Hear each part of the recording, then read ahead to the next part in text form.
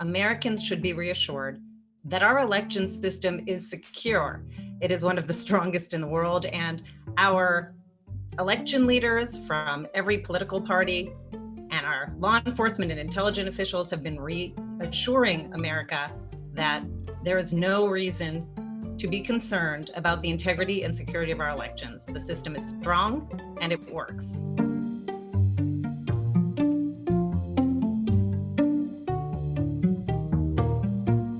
If the system is in fact secure, why is the president taking this tack in your view? The only way we're going to lose this election is if the election is rigged. Remember that. We want to make sure the election is honest, and I'm not sure that it can be. I don't know that it can be. Well, Americans should remember that the president has been attacking the integrity of our electoral system since well before the pandemic. People would come up to me and express their concerns about voter inconsistencies and irregularities, which they saw. This has been a strategy for some time. It's hard to understand why, but maybe he's worried that he might not win. Maybe this is an insurance either to save face or to challenge the outcome. I don't know, but it is not true. So, it's interesting. This year, Democrats have been flocking to absentee and mail voting at much higher numbers than Republicans. It's a little bit of a chicken or egg to figure out whether or not President Trump is sowing mistrust in mail balloting because of that dynamic, or whether President Trump is in fact causing that dynamic. Historically, it has been Republican-leaning constituencies that have used absentee voting at higher rates. Let's talk about the difference between mail-in and absentee ballots. Well, the president seems to claim there's two different kinds of things, mail-in ballots and absentee ballots. Absentee is different. As it turns out, they're all the same thing. In most states, voters have the option of dropping off their absentee or mail ballots in secure drop boxes that are either staffed by election officials or put or monitored by cameras or government offices. These are secure and widely used methods of submitting ballots, and people should feel confident using those. There has been brouhaha in California because the state GOP has set up fake ballot drop boxes that are mimicking the official drop boxes.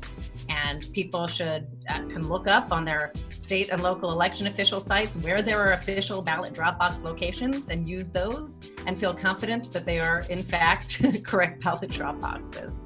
And there are other options for voting as well. In most states, you can also vote early in person. And we're seeing now record numbers of voters using that option as well. Why do you think that's the case? Why are so many people standing in lines that are lasting 12 hours or more in order to vote in person? There is record levels of enthusiasm for voting this year. So I think we're going to see real record levels of participation.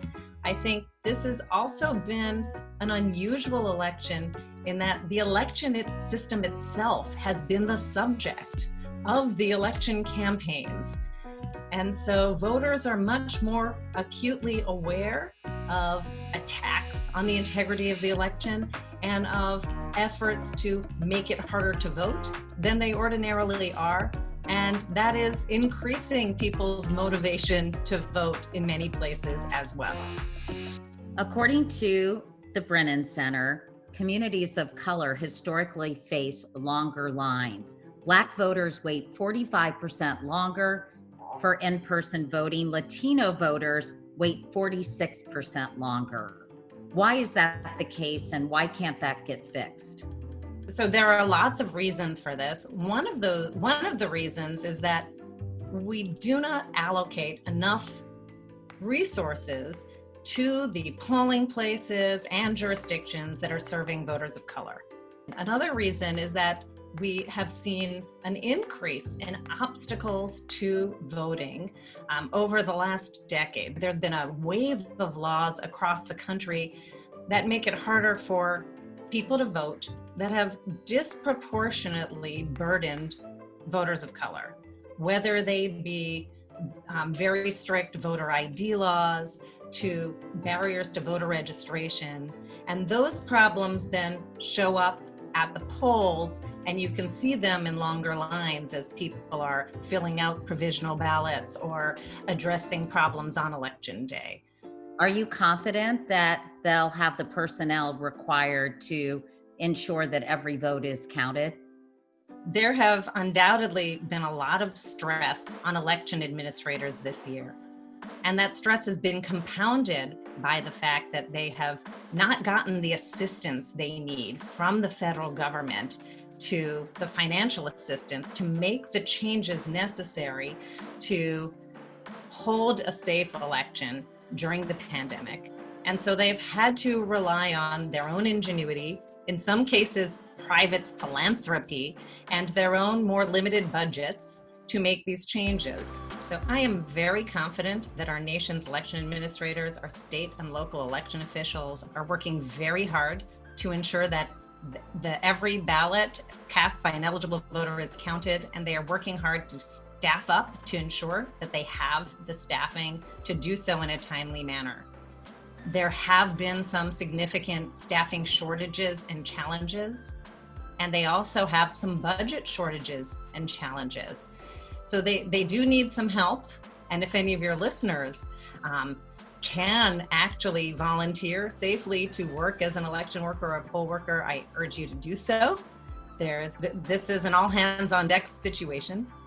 The last thing that I want to urge people to do is, in virtually every state, you can track your ballot after you've submitted it. There's a tracking, in many places it's online, and you can make sure that your ballot was received by election officials and that it's been counted. We allow for far too much voter disenfranchisement in the system.